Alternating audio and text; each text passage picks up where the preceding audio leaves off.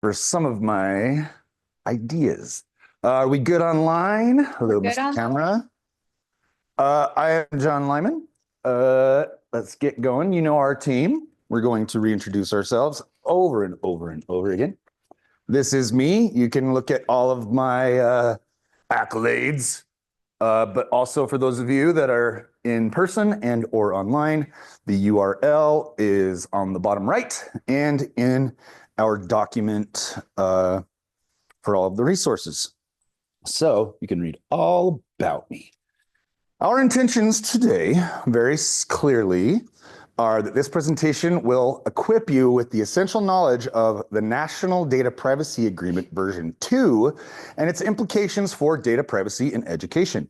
We'll explore the NDPA's evolution, key changes introduced in this new version 2, and how we as a group can implement these new standards effectively together. Through a collaborative approach, we'll address challenges, share best practices, and continue to pave the way for Utah to be on top of the educational landscape nationally. I ad-libbed some of that, just so you know. For those of you that are on this, you can see that this document, this picture right here, this is the guidance document to go along with NDPA version 2. That is a clickable link that will take you to the step-by-step processes as to how the Access for Learning community, the Student Data Privacy Consortium, those who have crafted this national model document, how these usages are to be applied.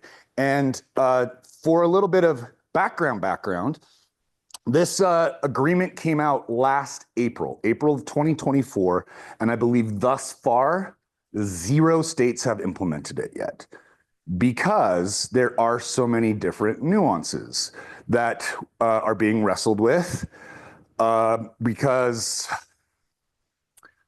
there are just some different kinds of practices that we're wanting to make sure that nationally we are all on the same page, because, well, and you'll see in the background as to why that is a huge endeavor for us. And so these are the things that we're going to be talking about. As you can read here on the left, we'll just be going through where we were, how we got to where we are, things that we're dealing with now, things that we anticipate potentially dealing with when we compare and contrast these two agreements, what our implementation strategies are going to look like over the course of the next few months as a state, and then some of the things that we can, as a group, iron out together.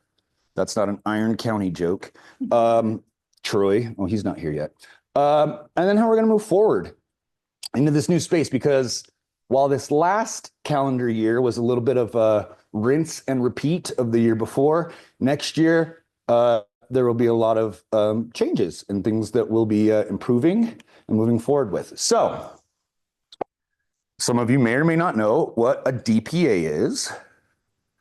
But this is what it is. It is a K through 12 agreement that is legally binding between you, a local educational agency, either a district or a charter, and a third-party provider, most often an ed tech product, but that could also be a community partner, that could also be the bookmobile, that could also be a researcher in some of these different contexts.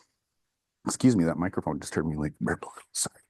This agreement ensures that the student data is handled in compliance with the laws such as FERPA and our state-specific laws. So those of you that were in Katie's last presentation, you learned that our state has provisions and things that are included on top of the national requirements.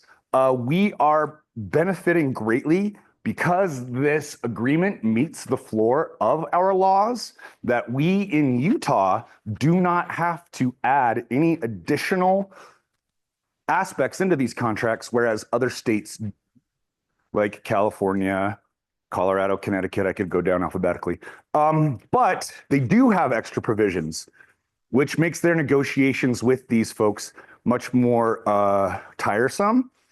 And vendors actually are enjoying working with Utah because if you Google it, Utah by capita has the most children. And if you're an ed tech product, that's probably something that you would like. So this DPA does outline the responsibilities of both you and them for protecting the student's information. And SDPC which many of you have heard ad nauseum, the Student Data Privacy Consortium. They are the partner group that we work with that helps manage all of this nationally and brings us all together so that we are collectively collaborating.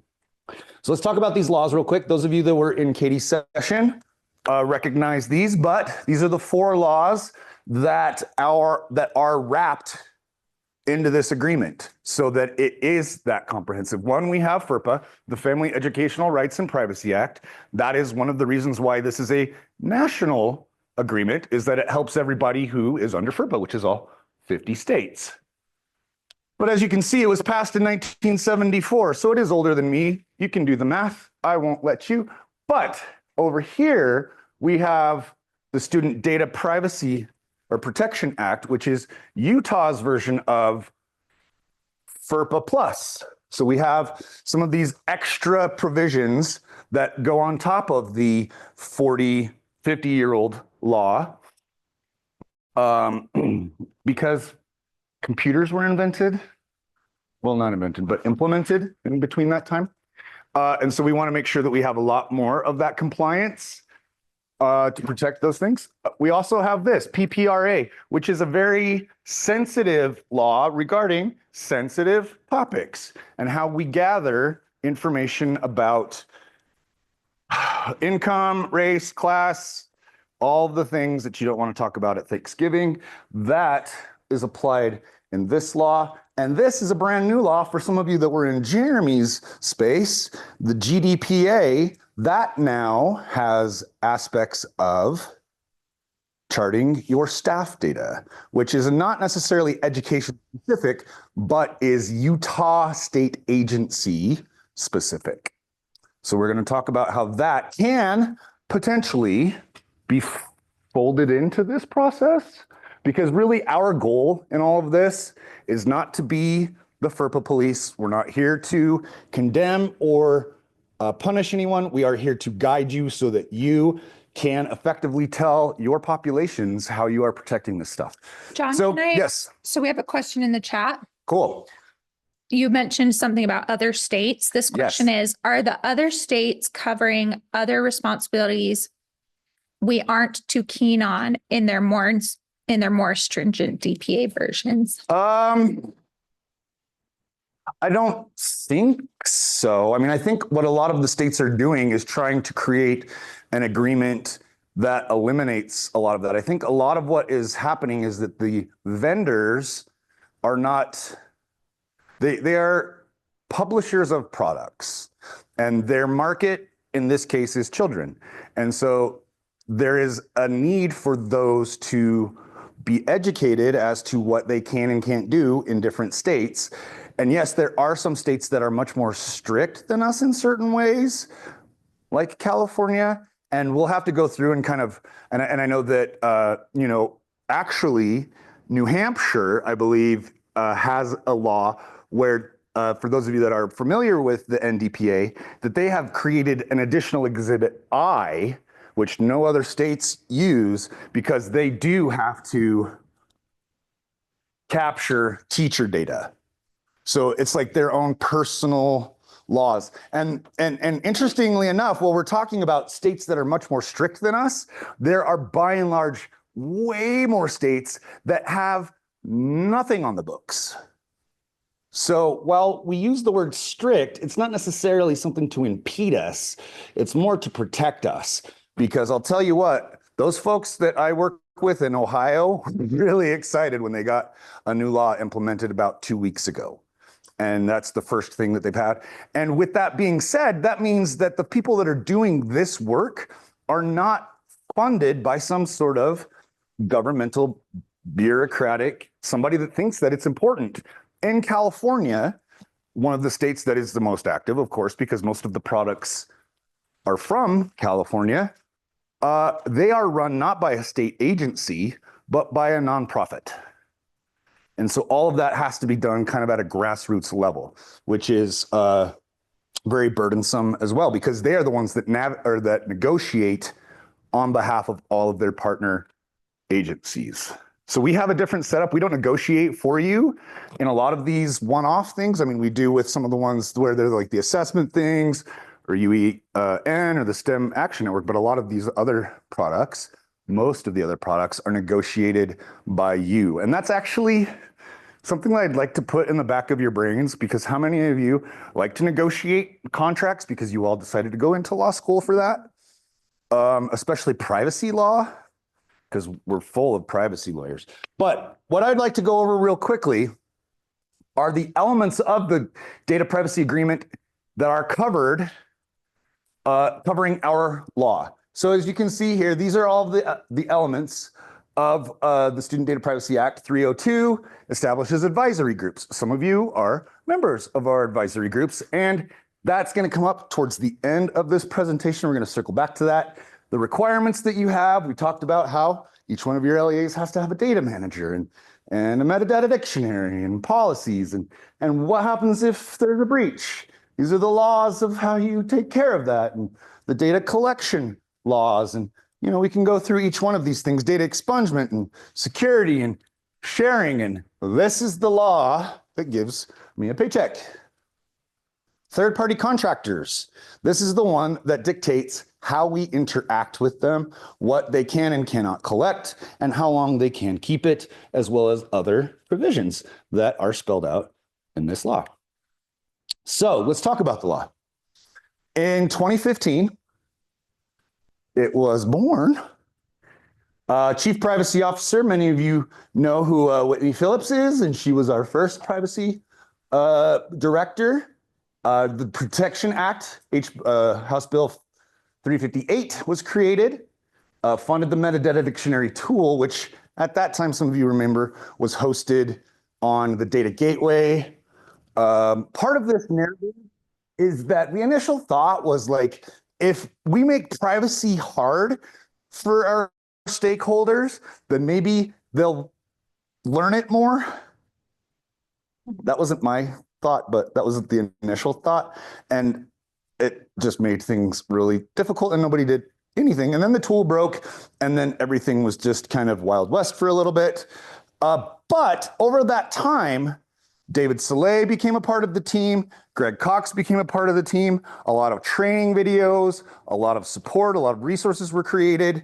And then as you can see here, Wild West, there was a state template of a DPA that was kind of put together. A lot of you see that still on SDPC. It's called the Utah DPA, and it is old and gross, and we should probably get rid of them and re-up them if you have them in your thing.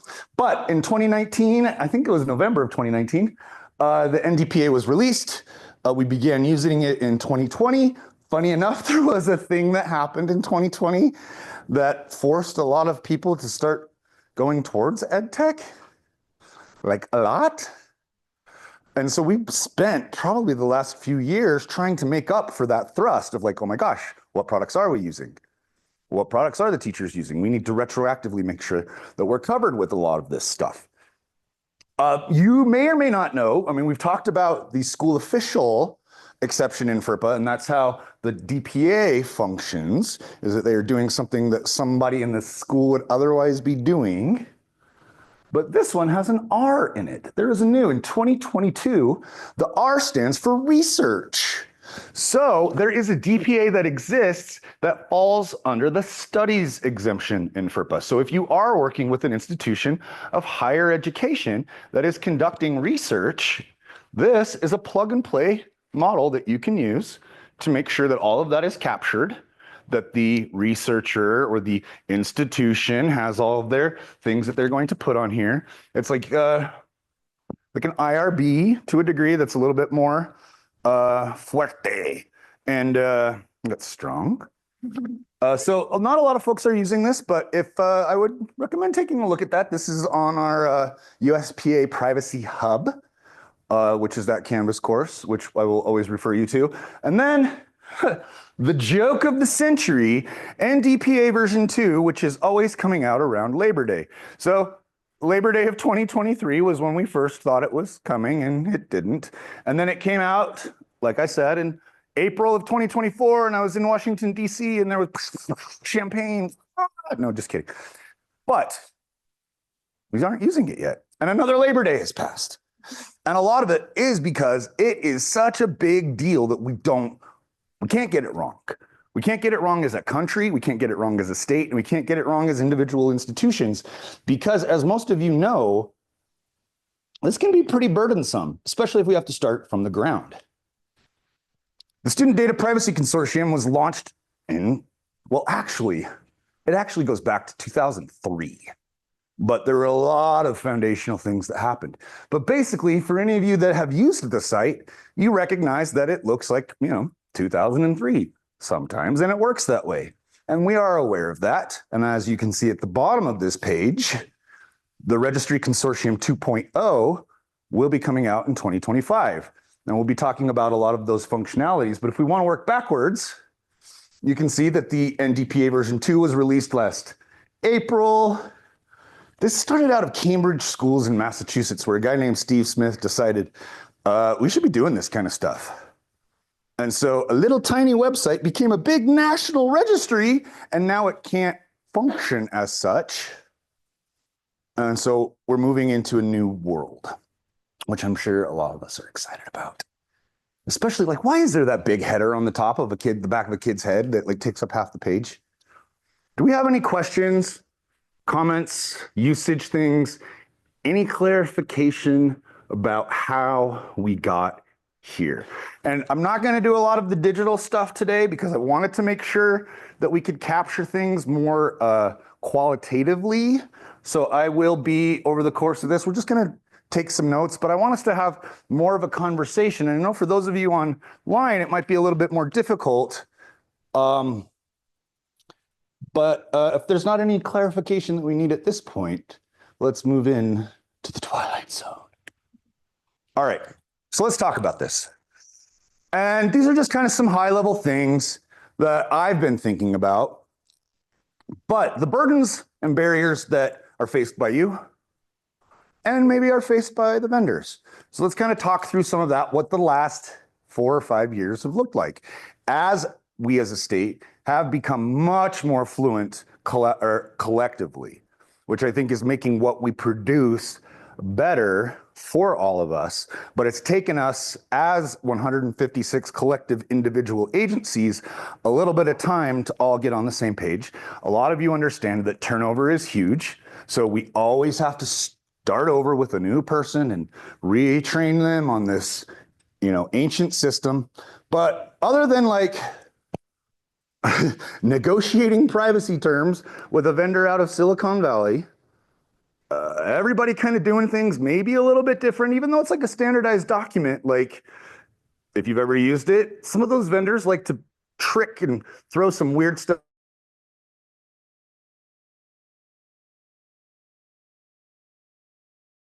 Not necessarily as altruistic as we would hope they would be.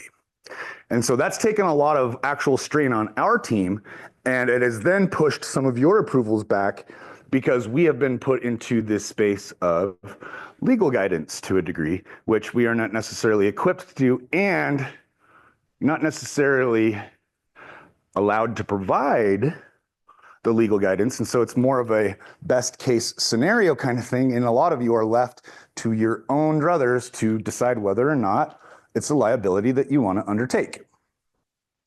Resource constraints. Salt Lake City School District on my left, Jordan School District on my left. How many of you are as big as Davis School District or Salt Lake or Jordan? Some of you are mighty small. Even Box Elder, you guys are a tiny little force spread out over a large swath of land, right? There are so many different siloed types of LEAs that some company may not even pay attention to you, but they'll pay attention to these guys, or they'll pay attention to Paul at Alpine until he gets split up into 3 different, we'll get into that. Well, we won't get into that. But over time, our fluency as a state has increased exponentially. This Friday is the due date for the 2024 compliance survey. And I can tell you 365 days ago, we were at 87% compliance, which means that we can only go up. And the year before that, we were at 49%. And the year before that, we were at 8%. Which just means that we are continuing to show the rest of the nation that it's kind of like a steamroller. And you guys all get it, and you all benefit off of the work of each other as a group. And the fact that we have all of these different types of communication lines set up now, like our listserv, where somebody can be like, esports, anyone? And have a flood of folks answer their questions. That's something that I would like to continue. But while we're here, and if anybody online, let's just hear it, Dave Bowman. NDPA, burdens, barriers, or things that you enjoy and you would like them to continue to improve that. So one of the, you talk about the whole, okay, I'm with a big district and so we have more resources. Mm-hmm. I can tell you, just like in any small district, all of our data privacy resources have 2 or 3 jobs, just like everybody else does, despite my size in that aspect. Mm-hmm. What's interesting though is we have actually made the intentional decision to be very forceful in, no, we use the technology and that's it. And because A, it helps serve everybody else and making it better, and B, it just makes things easier.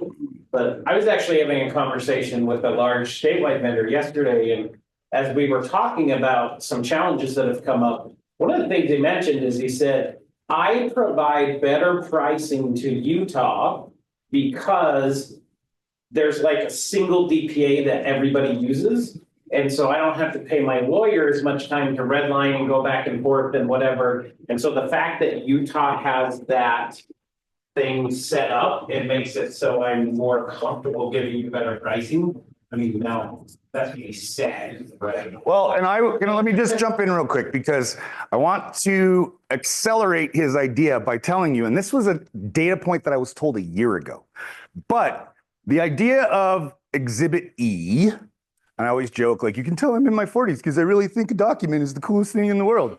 But it is. And it's just one page. And essentially, what it does is it allows any one of us as a state online, we all look like we're the same size and pick and choose an LEA, and it benefits, like you said, everybody else.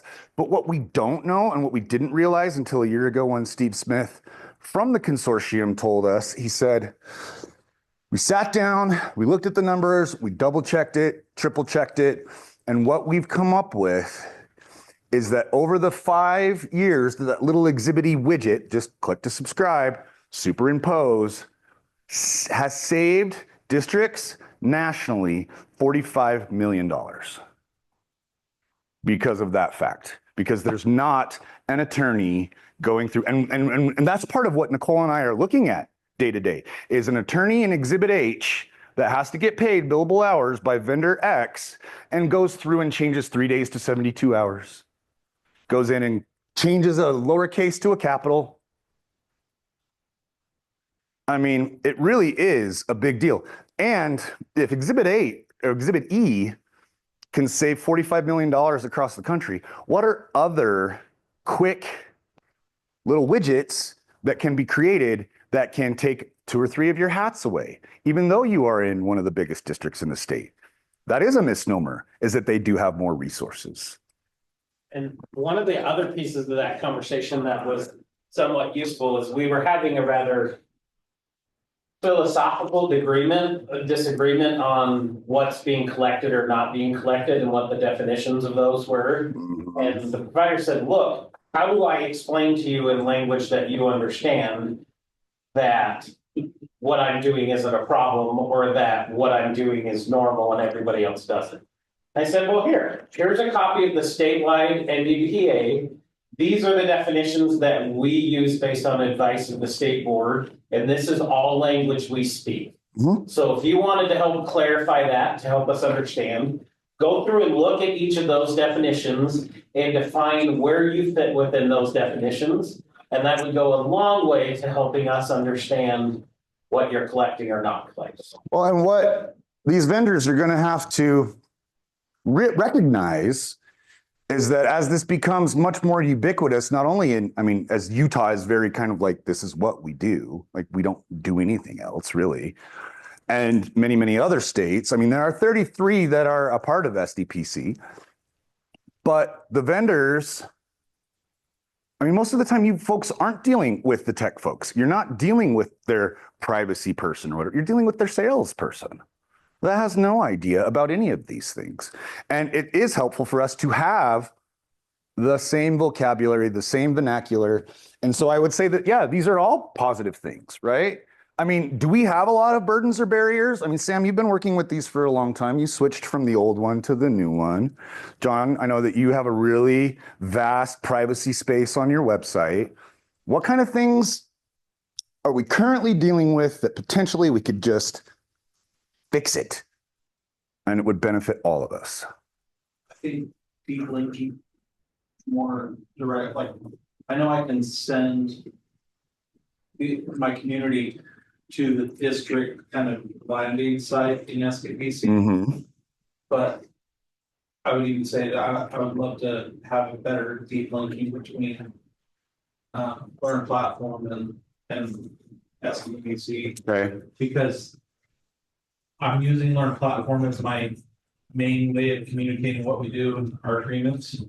But to get from the entry and one to the actual agreement, I'm trying to save time and say, we'll just put it in some, I mean, it's embedded in a link definition, tag definition, but it's still not the agreement directly, so. And there's gotta be a way to make that so, like, cool, I can sign the exhibit E and kind of see roughly. And I understand vendors' desire, like, we want the actual contract to be kept private and what, but in order for me to really see it, in case I have some question other than what's on the exhibit E, I have to call John and go, hey, John, like, can I see the actual contract?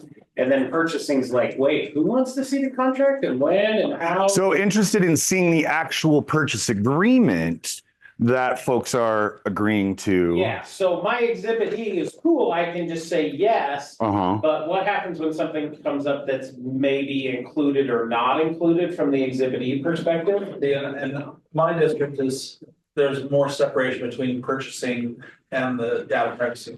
Although I'm trying to get them to say, let's fill it out at the same time, try to do it together. It's, there's an awful lot of, I won't say not overlap, but in terms of the vendors, they're thinking, yeah, it's the same thing. It's a checklist for purchasing and they've already done all the stuff and then say, oh, does it need a DPA? Like, and that's one of the things where it's like, oh, well, that becomes totally separate. Or even peer pressure from us to this, to USBE, the state and UEN, like, hey, we all follow this format. Could you guys do that as well? Or do you guys really feel the need to hide behind your purchasing privacy law when we're just saying, hey, right, like, did the contract allow for this or not? That's even a conversation that came up for us a year ago when we had learned that there were other aspects of the state government outside of USBE that were purchasing educational products. I can't remember. Do you remember that? It was, and I can't remember what the context was of those products, but that purchasing part of our procurement process at the state outside of USBE did not know about including those privacy pieces. And so what they did once they learned that is they retroactively went back and made sure that every one of the privacy pieces that are required are part of the initial RFP. And if they can't meet those in the beginning, then they're not even considered.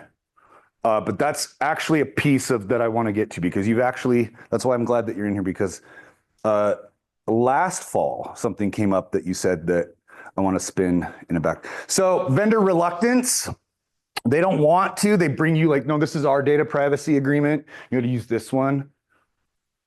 It's not going to work 9 times out of 10 because we have that right to audit piece of our contract, which is in the NDPA, which other states don't use or have as required, but it's a best practice.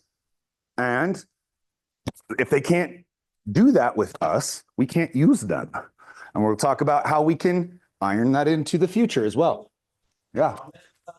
Yeah. So I love that we include that, but it also feels like a throwaway because we all know none of us are gonna have the time or expertise to actually ever audit it. So it's basically well, if it turned into a lawsuit and there was a major event, then we have a CYA that maybe we could, if we decided, actually do that.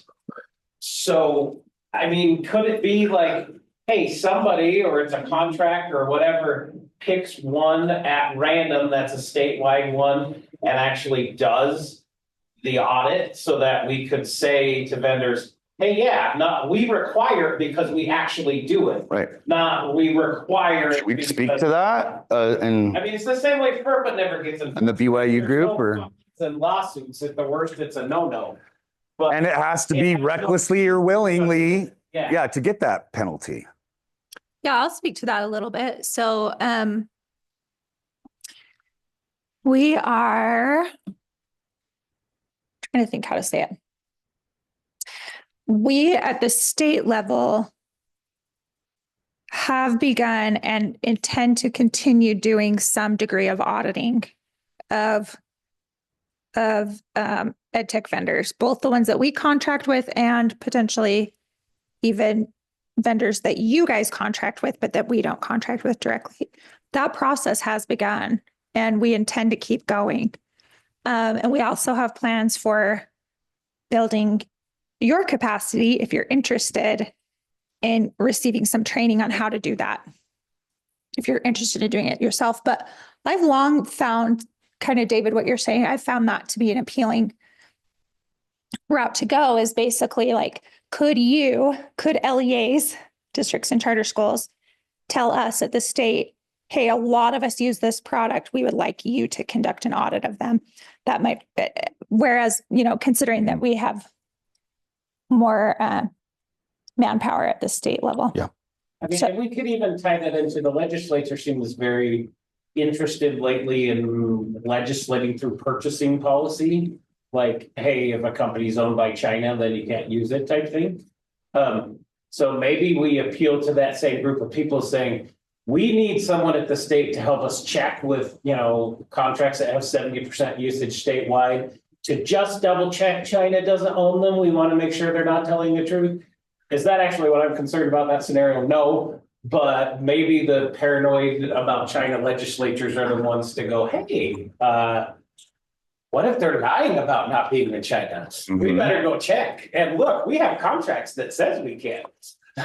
Well, I think maybe there is some evidence that vendors are not honoring their data privacy agreements, that they are collecting things, that they told you that they weren't, that they are not disposing of them when the time has come. So those are definitely things that we, moving forward, want to definitely be cognizant of. So these are the two agreements, the one that's current and the one that is gestating. You can click on both of those to look at them. For the most part, they crosswalk pretty much. There's a lot of it is just the way some words are written and a lot of the language. This, it did take 3 years to go through a lot of the languaging, and now we're starting a list for NDPA version 3. Funny enough. But if you would like to click on either of those to look at those and to look through them, but I'm going to do a little bit of a, Mike Tyson and Jake Paul are boxing this Friday, if anybody doesn't care like me. And this will be kind of like that. Version 1, version 2. Zoom questions. Let me have some. Yeah. So Jason asks, what about vendors that UEN contracts with? And I was kind of typing an answer in the chat. Oh, okay. What might I say? Yeah, go ahead. So I believe that the way the UEN agreements are drafted, it gives the district or charter school using the product the right to audit. I think but in the same way that I think you could tell us that you want us to audit a certain, in fact, I'm certain that that UEN could audit on your behalf if you ask them to, because we have some language about that. I think even in the DPA itself. So all that is to say, the party doing the auditing is, in my opinion, flexible. But in most cases, we would probably need to have the permission or the direction of the district or charter school. Yeah, I think there needs to be like that initial like beginning of an audit process, which we can go back into our back cave and come up with all sorts of resources on how to do the auditing process. But in the law or in the DPA, it signifies that like a third party institution, third party organization, which is one of the ways that we use the pledges, the privacy pledge and the I Keep Safe badge. But I would also just like off the record, I'm kind of scary about those pledges right now for a couple of reasons. One, that company doesn't know that you're using it most of the time because it's probably free and you're just saying pledge. So if something goes wrong, they don't know you're using it. They can't let you know that something has happened. If they change something or something happens materially at their organization, you're not informed. And I will also say that I believe that there are some changes happening at some of the larger national organizations where some of the focus on these badging systems are going to change because those organizations are pivoting to other priorities. So that may not be something that is updated in the future. Is there a current facility amongst the community to be able to go, hey, I think there's something going on with this vendor or that thing. So who do I tell, right? Like if I see that Salt Lake owns the contract, then I'm probably gonna call Sam and go, yo, hey, you guys own that contract. I'm gonna exhibit you. There's a little thing here or whatever. But like, do we need to report that concern? Well, and I think that, I mean, you keep swimming around the idea that I'm going to get to, but I'll kick it out there right now. I mean, I really feel like that there should be some sort of LEA level group that collectively bargains potentially and maybe looks through those exhibit H's and then decides as a collective that yes, we accept those terms and we can move forward. Or yes, we as a collective want to audit so-and-so. Or yes, we as a collective have decided that we're not going to work with you because there's 10 of us and our bargaining power over the course of Utah is exponentially more powerful. So those are concepts potentially that we could kick around over the next 12 months or so of many heads together are much stronger than you as individuals. And maybe a lot of these vendors won't be so rambunctious with some of their stuff if we as a collective can either be like, either you're on or we're going to the next person because we have what you want and that's kids' eyeballs. You know, I will tell you too, there's become two pieces of it, and we've even seen this happen with your team and then the requirements to have the data security officer type concept, right? The security resources are drastically unavailable statewide, regardless of size of district or whatever. But it's very easy, at least on the TCC side, there's a whole security group that if you're a smaller district or just a district in general that wants a set of security eyes on it, it's very easy for security guys to go, yeah, here's my thoughts. We're not too worried about getting in trouble for that. When it's the actual like, hey, what should it say in the contract or what should it say? Then we all get really reticent about, well, you should have an attorney or whatever. But if you want a gut check of like, this looks hinky or it doesn't, most of the folks that participate in TCC would be happy to look at that and give you a, you know, well, and even just talking through some of the procedures that you have post procurement, right? Or even prior to procurement. Like, you know, I know that the folks in Washington School District have this crazy flow chart map about who gets what when and who has to sign off on that. I mean, there's curriculum directors and there's the tech folks and there's the finance folks and there's, why are we buying a Mac product when we only have PCs? Like, this is ridiculous. So, I mean, to have that kind of infrastructure, but to be able to bounce off the folks that maybe already have it, to be able to pick and choose what works for your agency. I mean, I know there are more hats, but as we throw out the hats, maybe we can come together with fewer hats. So Differences, the standardization, V2, Exhibit B, which for those of you that don't know, Exhibit B is the one that captures all the data elements that the product would like to collect. Remember, we can always push back. They do not need to have gender when it comes to a typing program. You have that power, but one of the differences is in version 2. Exhibit B is formatted to where, like, say you have a company and they are providing you with multiple products, right? So they're giving you SuperLearn Math and SuperLearn English and SuperLearn Geography, but there's different things for each one of those. The way that it's set up, if you're able to see it on your thing, is that it has more columns for each one of those products. And one of the things that we as a national team are looking at in regards to Exhibit B is to making it where, because it's, it's a fillable document, that instead of it being a check mark, that it is a drop down, and the drop down would say required data point, optional data point, right? Maybe it's an optional one. Or it's just not one that's collected. And that's what some of our folks in the New England are pushing for, because they are, if you want to talk about strict, if you see anything on SDPC and there's an agreement that says TEC in front of it, tech, look at that.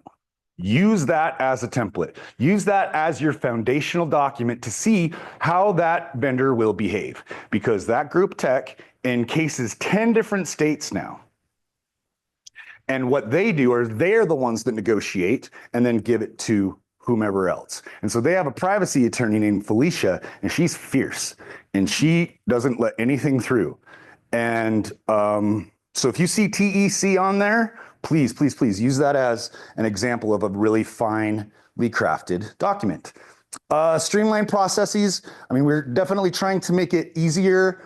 They've redone, typesetting and blah, blah, blah, blah, blah. The security provisions, more robust. Exhibit F before was a little bit of an option, whereas now it's a requirement.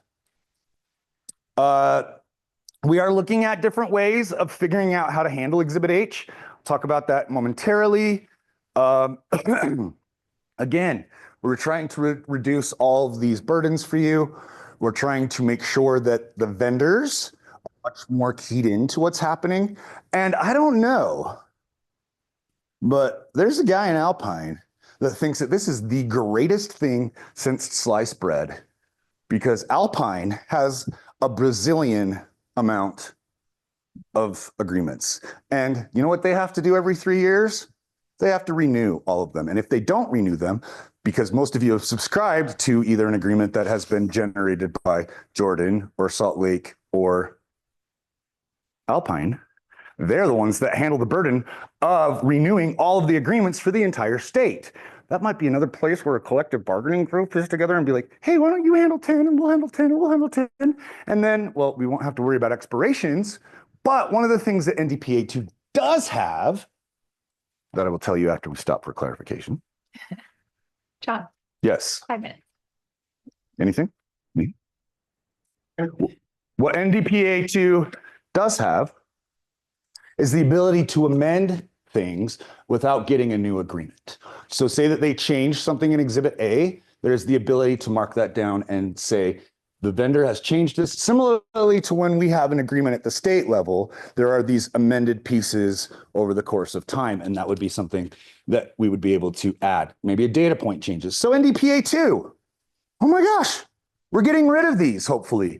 The negotiations, maybe we have more of a collective space where we acknowledge that, hey, we are all using, because how many different core apps are there in a lot of space? We could go and look at Learn Platform and all of these things, and we could provide you a list like we did last year when you were looking at your compliance chart of the 100 most used products in Utah.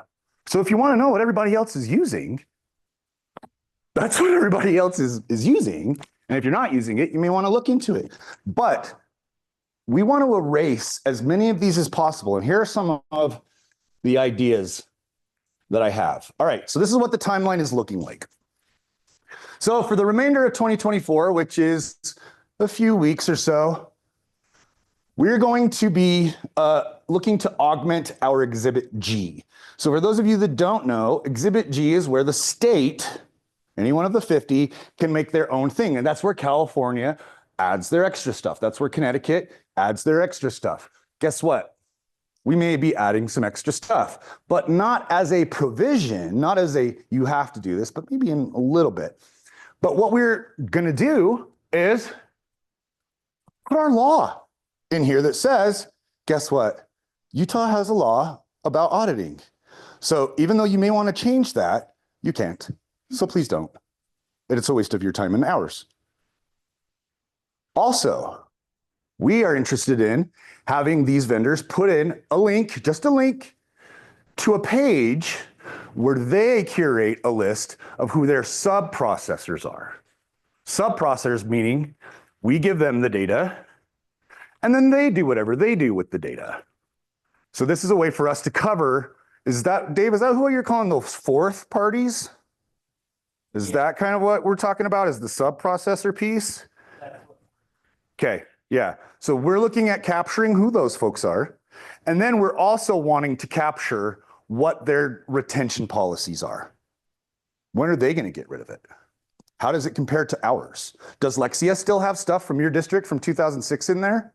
Potentially. Another piece you're missing. What? How it's collected.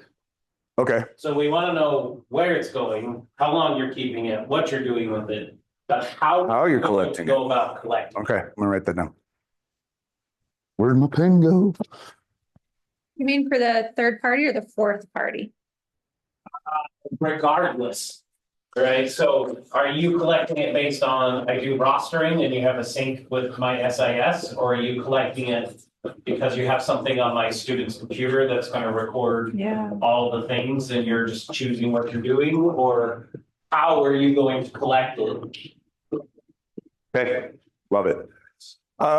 We're gonna take the first quarter of the year and put it together and ask for feedback. And we do have now our Student Data Privacy Advisory Group that I want to gather everything that you guys want to say or think or kick down the road or bring into the infrastructure so that we can then take it back to these folks, tease it apart so that by April, when we have our spring training, guess what?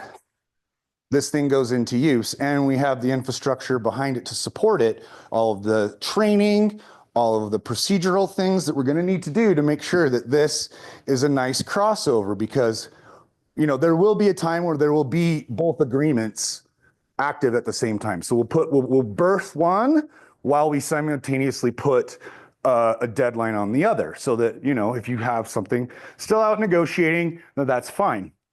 Come April, we will release it and the usage agreement, and we have pieces of that, and we could, as we add our pieces, create a usage agreement that includes those new provisions and addendums. And then for the rest of the year, I mean, continuing to really communicate as a consortium, as a state, because I'll tell you what, all the other states are looking at us to help get some of